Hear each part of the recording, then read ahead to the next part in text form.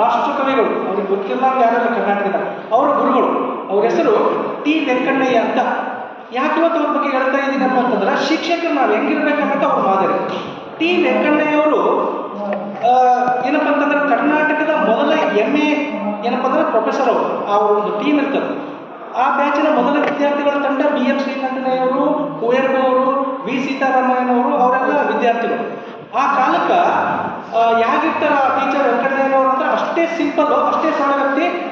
Salary ಕೂಡ ಆ ಟೈಮಿಗೆ ಅವ್ರಿಗೆ ಕಡಿಮೆ ಆಗ್ತದೆ. 60 ರೂಪಾಯಿ ಸ್ಯಾಲ್ರಿಗಳು ಆ ಕಾಲಕ್ಕೆ. 60 ರೂಪಾಯಿ ಸ್ಯಾಲ್ರಿ, ಅದನ್ನು 20 ರೂಪಾಯಿ ತಂದೆ ಕಳಿಸ್ಕೊಡ್ತಿದ್ರು. ಉಳ್ಕಿದ 40 ರೂಪಾಯಿದ ಜೀವನ ಮಾಡಬೇಕು.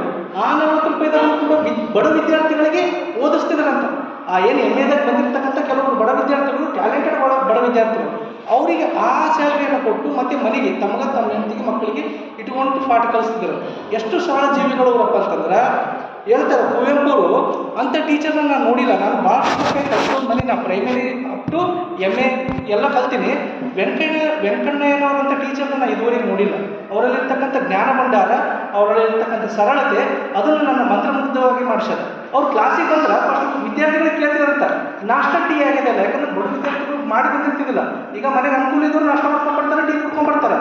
ಕೆಲವೊಂದು ಬಡ ವಿದ್ಯಾರ್ಥಿಗಳು ಹಂಗೆ ಬರ್ತಿದ್ದಾರಲ್ಲ, ಅವ್ರಿಗೆ ಫಸ್ಟ್ ಕಾಫಿ ಟೀ ತಮ್ಮ ರೊಕ್ಕದಿಂದ ಮಾಡಿಸಿ ಪಾಠ ಮಾಡ್ತಿದ್ದಾರೆ. ಯಾರು? ವೆಂಕಣ್ಣಯ್ಯನವರು. ಅದ್ಭುತವಾದ ಜ್ಞಾನ ಭಂಡಾರ. ಯಾರು? ವೆಂಕಣ್ಣಯ್ಯನವರು.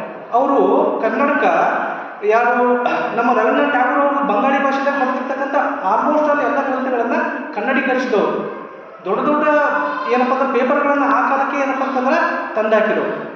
ಅವರ ಒಂದು ಎಷ್ಟು ಸೂಕ್ಷ್ಮ ಜೀವಿ ಅವರಪ್ಪ ಅಂತಂದ್ರೆ, ಒಂದು ಟೈಮ್ದಾಗ ಅವ್ರ ಪ್ರತಿವಾರ ಅವ್ರ ಮನೆಗೆ ಏನು ನಡೀತಿತ್ತಪ್ಪ ಅಂದ್ರೆ ಸಾಹಿತ್ಯ ಎಲ್ಲ ದಿಗ್ಗಜರು ಸೇರಿಕೊಂಡು DVG ಮತ್ತು ವೆಂಕಣ್ಣಯ್ಯನವರು, ತೋಸು ಶಾಮರಾಯರು ಅವರೆಲ್ಲ ಕುಂತು ಸಾಯಂಕಾಲ ಸಾಹಿತ್ಯದ ಬಗ್ಗೆ ಚರ್ಚೆ ಮಾಡೋರು.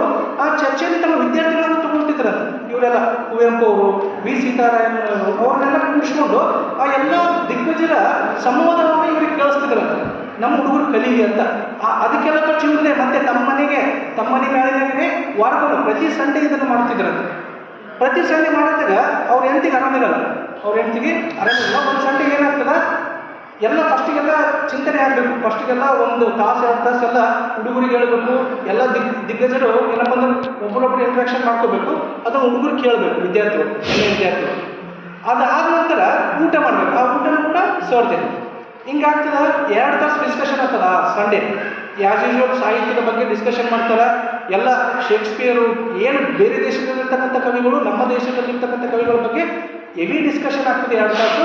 ಅದು MA ಹುಡುಗರು ಅದನ್ನು ಕೇಳಿ ಭಾಳಷ್ಟು ಅವರಿಗೆ ಜ್ಞಾನ ಬರ್ತದೆ. 2 ತಾಸಲ್ಲಿ ಎಷ್ಟು ಊಟ, ಮನೆ ಊಟ ಮಾಡ್ಕೊಂಡು ಹೋಗ್ಬೇಕಾದ ಪದ್ಧತಿ. ಅವತ್ತು ಏನಾಗ್ತದಪ್ಪ ಅಂದ್ರೆ ಊಟಕ್ಕೆ ಕುಂತಿರ್ತಾರೆ, ಎಲ್ಲರೂ ಊಟಕ್ಕೆ ಹಚ್ತಾರೆ. ಊಟಕ್ಕೆ ಚೆನ್ನಾಗಿ ಕೆಳಗಿಂದ ಒಬ್ಬ ಬರ್ತಾನೆ. ಬಂದು ವೆಂಕಣ್ಣಯ್ಯನವ್ರ ಕಿವೆ ಒಂದು ಮಾತಾಡ್ತಾನೆ. ಅವನು ಜೋಡಿಸಿರಲ್ಲ, ಅವನು ಕೂಡ ಸೂಕ್ಷ್ಮ ಜೀವನೇ. ಬಂದು ಒಂದು ಕಿವೆ ಮಾತಾಡ್ತಾನೆ. ವೆಂಕಣ್ಣಯ್ಯನವ್ರು ಒಂದು ಮಾತಾಡ್ತಾರೆ, ಆಯಿತು ಸ್ವಲ್ಪ ಇವ್ರದ್ದು ಊಟ ಆಗಲಿ, ಆಮೇಲೆ ನಾನು ಬರ್ತೀನಿ ನಡಿ ಅಂತ ಕಳಿಸ್ಬಿಡ್ತಾರೆ. ಎಲ್ಲರದ್ದು ಊಟ ಆಗ್ತದೆ. ಊಟ ಕೆಳಗಡೆ ಬರ್ತಾರೆ ಹೊರಾಂಡದಾಗ. ಅವ್ರಿಗೆ ಮನೆ ಇರ್ತದಲ್ಲ, ಬರೋಣ ಎಲ್ಲರಿಗೆ ಗಾಬರಿ ಇರ್ತದೆ. ಏನಾಗಿರ್ತಪ್ಪ ಅಂದ್ರೆ ಅವ್ರ ಹೆಂಡತಿ ತೀರ್ಕೊಂಡಿರ್ತಾರೆ. ಅಲ್ಲಿ ಮ್ಯಾಲ ಊಟ ನಡೆದಾಗ ಎಲ್ಲ ಊಟ ಆದ್ಮೇಲೆ ಕೆಳಗೆ ನೋಡಿ ಎಲ್ಲರಿಗೆ ಗಾಬರಿ ಅಳ್ತಾರೆ. ಎಲ್ಲರು, ಏನ್ರಿ ವೆಂಕಣ್ಣಯ್ಯನವ್ರು ನಿಮ್ಮ ಹೆಂಡತಿ ಸತ್ತಳ, ನಮ್ಗೆ ಏನು ಹೇಳೇ ಇಲ್ಲ, ನಮ್ಗೆ ಊಟ ಮಾಡಿಸಿದಿರಲ್ಲ ಅಂತಾರೆ. ಅವಾಗ ವೆಂಕಣ್ಣಯ್ಯನವ್ರು ಒಂದು ಉತ್ತರ ಹೇಳ್ತಾರೆ, ಅಲ್ಲಿ ನನ್ನ ಸ್ಟೂಡೆಂಟ್ಗಳಲ್ಲ, ನೀವೆಲ್ಲರಿರಿ 2 ಕ್ಲಾಸು ಭಾಳಷ್ಟು ಕಷ್ಟಪಟ್ಟು ಹೇಳಿರಿ, ಹಸುವಾಗಿದೆ, ಊಟ ಮಾಡಕತ್ತೀರಿ, ಶಿವ ಅಂತ ಕೈ ತುಟ್ಟು ತೊಗೊಂಡ್ರಿ. ಇದೇ ಟೈಮ್ದಾಗ ನಮ್ಮ ಹೆಂಡತಿ ಸತ್ತಳ ಅದನ್ನು ಎಕ್ಸ್ಪ್ರೆಸ್ ಮಾಡಿದಪ್ಪ ಅಂದ್ರೆ ನೀವೆಲ್ಲ ಊಟ ಬಿಡ್ತಿದ್ದೀರಿ.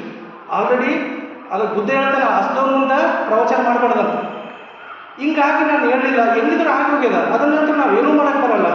ಹಿಂಗಾಗಿ ನಾನು ಹೇಳಿಲ್ಲ, ನನ್ನ ವಿದ್ಯಾರ್ಥಿಗಳಾರ. ಸೊ ಅವರಿಗೆಲ್ಲ ನೀವು ಜ್ಞಾನವನ್ನು ಕೊಟ್ರಿ, ಆಗಲಿ ತಾನೇ ಆಗದೆ ಕೇಳಿದರು. ಅಂದ್ರೆ ಎಷ್ಟು ಸೂಕ್ಷ್ಮ ಜೀವಿ ಅವರು, ಎಷ್ಟು ಸರಳ ಜೀವಿ ಅಂತ ಇದರಿಂದ ತಿಳಿತಾರೆ. ಒಂದು ಸರ್ತಿ ನಾಲ್ವಡಿ ಕೃಷ್ಣರಾಜ ಒಡೆಯರು ತಮ್ಮ ಮಕ್ಕಳಿಗೆ ಪಾಠ ಹೇಳಿಕೊಡಕ್ಕೆ ಅವಾಗೆಲ್ಲ ಮನೆ ಪಾಠ ಇರ್ತಿತ್ತು, ಗೊತ್ತಿರಲ್ಲ ನಿಮಗೆಲ್ಲ. ಮನೆಗೆ ಬರ್ರಿ, ನಮ್ಮ ಮನೆತನಕ್ಕೆ ಬರ್ರಿ, ನಿಮಗೆ 250 ಕೊಡ್ತೀವಿ ಅಂದ್ರೆ ಒಂದು ತಿಂಗಳಿಗೆ ಇವ್ರ ಸ್ಯಾಲ್ರಿ 60 ರೂಪಾಯಿ, 250 4 ಪಟ್ಟು ಸ್ಯಾಲ್ರಿ ಅಂತಂದ್ರೆ ಇವ್ರು ಏನಂದ್ರಂತ, ಯಾರು ವೆಂಕಣ್ಣಯ್ಯನವರು ಯಾರ ಜೊತೆ ಮಾತಾಡಕತ್ತಾರ, ರಾಜಶ್ರೀ ನಾಲ್ವಡಿ ಕೃಷ್ಣರಾಜ ಒಡೆಯರ್. ಅವ್ರ ಹೆಸರು ಕೇಳಿದ್ರೆ ಮೈ ಜುಮ್ಮಂತ, ಅಷ್ಟು ಸಾಧಕ. ಅವ್ರ ಮಗನಿಗೆ ಪಾಠ ಹೇಳಿದ್ರಂತಂದ್ರೆ ಇವ್ರು ಏನಂದ್ರಂತ, ನಾನು ಗೌರ್ಮೆಂಟ್ ಲೆಕ್ಚರರ್, ನಾನು ಗೌರ್ಮೆಂಟ್ ಲೆಕ್ಚರರು, ಕಾನೂನಿನ ಪ್ರಕಾರ ಇದು ತಪ್ಪಾಗ್ತದೆ ರಾಜರೇ, ನಾನು ಬಂದು ಹೇಳಿಕೊಡಲ್ಲ, ಬೇರೆ ಯಾರಿಗಾದ್ರೂ ಬೇಕಾದ್ರೆ ನೋಡ್ಕೋಬೋದು ಅಂತ. ಇನ್ನೊಬ್ಬರು ಆದ್ರೆ ಯಾರಾಜ ನಾಲ್ವಡಿ ಕೃಷ್ಣರಾಜ ಒಡೆಯವರು ಮನಸ್ಸು ಮಾಡಿದ್ರು ಒಡೆ ಹೋಗ್ತಿದ್ರು. ಸ್ಯಾಲ್ರಿ ಪಡೆ ಏನು ಮಾಡಿ ಸರ್, ನಿಮ್ಮ ಹೆಸರು ಮೇಲೆ ಬದುಕ್ತೀನಿ ಅಂತಿದ್ರು. ಆದ್ರೆ ವೆಂಕಣ್ಣಯ್ಯನ ಅನ್ಲೇ ಇಲ್ಲ. ಎದುರಿಗೆ ಅವರಿಗೆ ಖುಷಿ ಐತೆ ರಾಜವೇನು ಎಂಥ ಟೀಚರನ್ನ ನಮ್ಮ ಮೈಸೂರು ಸಂಸ್ಥಾನ ಪಡೆದಂಥವ್ರು ಖುಷಿ ಪಟ್ಕೊಂಡ್ರು. ಅಂಥ ಒಬ್ಬ ಮೇಧಾವಿ, ಅಂಥ ಒಬ್ಬ ಸರಳ ಸಜ್ಜನಿಕೆ ಶಿಕ್ಷಕರಪ್ಪ ಅಂದ್ರೆ ವೆಂಕಣ್ಣಯ್ಯನವರು. ವಿ ಸೀತಾರಾಮಯ್ಯ ಹೇಳಿದೆ, ಅವರು ಶಿಷ್ಯರು ಅವ್ರ ಮನೆಗೆ ಹೋಗಿರ್ತಾರೆ, ಕಳೆದಂಥ ಗುರುಗಳೇ ಬರೀ ಅಂತೇಳಿ. ಬರೋಣನೆ ಅವ್ರ ಮನೆಗೆ ಹೋಗೋಣ, ಸ್ವಲ್ಪ ಬಾಗಿಲು ಸಣ್ಣದಿರ್ತಾರೆ. ಗುರುಗಳು ಬಕ್ಕಿಯಲ್ಲಿ ಹೋಗ್ತಾರೆ, ಸ್ವಲ್ಪ ಅವ್ರು ಸ್ವಲ್ಪ ಹೈಟೆಡ್ ಪರ್ಸನ್. ಬಗ್ಗಿ ಹೋಗೋಣ, ವಿ ಸೀತಾರಾಮಯ್ಯನವ್ರಿಗೆ ಅನಿಸ್ತದೆ, ಎಪ್ಪು ನಮ್ಮ ಟೀಚರ್ ಗುರುಗಳು ಬಂದ್ರೆ ಬಗ್ಸಿದ್ದೆಲ್ಲ ನನ್ನ ಬಾಗಿಲಿಗೆ ಅಂತ. ಅವ್ರು ಹೋದ್ಗಡೆ ಬಾಗಿಲೇ ಓಡಿಸ್ತಾರಂತ, ಬಾಗಿಲು ಓಡಿಸಿ ಹೈಟ್ ಬಾಗಿಲು ಮಾಡಿಸ್ತಾರೆ. ಅಂದ್ರೆ ಆ ಟೀಚರ್ ಅವ್ರು ಹೆಂಗಿರೋದು. ಒಬ್ಬ ವಿ ಸೀತಾರಾಮಯ್ಯ ಗೊತ್ತು ನಿಮಗೆಲ್ಲ ಭಾಳ ದೊಡ್ಡ ಕವಿಗಳು. ನಮ್ಮ ಟೀಚರ್ ಮನೆಗೆ ಬಂದರೆ ಅವ್ರನ್ನ ಬಗಿಸ್ಬಿಡ್ತೇನಪ್ಪ, ನಾನು ನನ್ನ ಬಾಗಿಲು ಬಗ್ಸಿದ್ದೇನೆ ಅವರಿಗೆ ಅಂತೇಳಿ ಅವ್ರು ಹೋದ್ಗಡೆ ಹೊಸ ಬಾಗಿಲು ನಡೆಸ್ತಾರಂತ ಅವ್ರ ಮನೆಗೆ. ಅಂದ್ರೆ ಆ ಟೀಚರ್ ಹೆಂಗಿರ್ಬೇಡ ವಿಚಾರ ಮಾಡಿ. ಅದಕ್ಕೆ ಕುವೆಂಪು ತಮ್ಮ ರಾಮಾಯಣ ದರ್ಶನಂ ಕಾವ್ಯವನ್ನು ಯಾರಿಗೆ ಸಮರ್ಪಣೆ ಮಾಡ್ಯಾರಂದ್ರೆ ವೆಂಕಣ್ಣಯ್ಯನವರಿಗೆ ಸಮರ್ಪಣೆ ಮಾಡ್ಯಾರ. ಪ್ರಿಯ ಗುರುವೇ ಅಂತ ಸ್ಟಾರ್ಟ್ ಮಾಡ್ತಾರೆ. ಪ್ರಿಯ ಗುರುವೇ ಯಾರಪ್ಪ ಅಂದ್ರೆ ವೆಂಕಣ್ಣಯ್ಯನವರು. ಜ್ಞಾನಪೀಠ ಪ್ರಶಸ್ತಿ ಪಡೆದಿರ್ತಕ್ಕಂಥ ಕೃತಿ ಯಾವುದಲ್ಲ, ಯಾವುದು ರಾಮಾಯಣ ದರ್ಶನಂ. ಅದನ್ನು ಅರ್ಪಣೆ ಮಾಡಿದ್ದು ತಂದೆ ತಾಯಿಗಲ್ಲ, ತಮ್ಮ ಗುರುಗಳಿಗೆ ಅರ್ಪಣೆ ಮಾಡ್ತಾರೆ. ಯಾಕಪ್ಪ ಅಂತಂದ್ರೆ ಅವ್ರನ್ನ ಎತ್ತಿದವ್ರು ಯಾರಪ್ಪ ಅಂತಂದ್ರೆ ಅವ್ರ ಗುರುಗಳು. ಕುವೆಂಪು, ಬಿ ಎಂ ಶ್ರೀಕಂಠಯ್ಯನವರು, ವಿ ರಾಮಾಯಣ ಅಂತ ಸ್ಟೂಡೆಂಟ್ಗಳನ್ನ ನಮ್ಮ ನಾಡಿ ಕೊಟ್ಟಿರ್ತಕ್ಕಂಥ ಕೀರ್ತಿ ಯಾರಿಗೆ ಸಲ್ಲಬೇಕಪ್ಪ ಅಂತಂದ್ರೆ ವೆಂಕಣ್ಣಯ್ಯನವ್ರಿಗೆ ಸಲ್ಲಬೇಕು. ಅವರು ಆದರ್ಶ ಶಿಕ್ಷಕ.